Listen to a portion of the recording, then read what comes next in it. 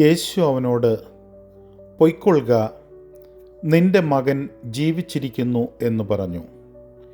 യേശു പറഞ്ഞ വാക്ക് വിശ്വസിച്ചു ആ മനുഷ്യൻ പോയി.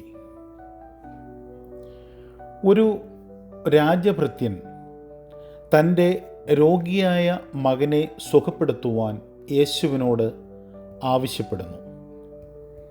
ആ മനുഷ്യനോട് ഒപ്പം പോകുന്നതിന് പകരം യേശു അവനോട് പറഞ്ഞു,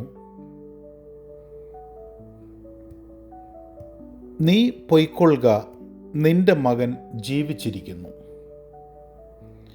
ഇവിടെ പ്രധാന പാഠം വിശ്വാസമാണ്.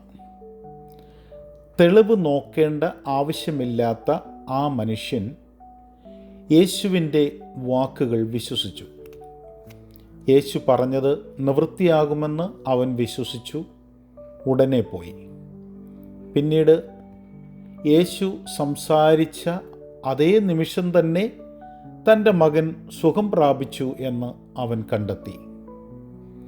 പെട്ടെന്നുള്ള ഫലം കാണുന്നില്ല എങ്കിലും ദൈവവചനത്തിൽ ആശ്രയിക്കാൻ ഈ വാക്യം നമ്മെ ഓർമ്മിപ്പിക്കുന്നു. യഥാർത്ഥ വിശ്വാസം എന്നാൽ അവൻ്റെ വാഗ്ദാനങ്ങളിൽ വിശ്വസിക്കുകയും അവയിൽ ആത്മവിശ്വാസത്തോടെ പ്രവർത്തിക്കുകയും ചെയ്യുക എന്നതാണ്. എല്ലാവർക്കും അനുഗ്രഹിക്കപ്പെട്ടതായ ഒരു നോമ്പുകാലം ഉണ്ടാകട്ടെ എന്ന് പ്രാർത്ഥിക്കുന്നു.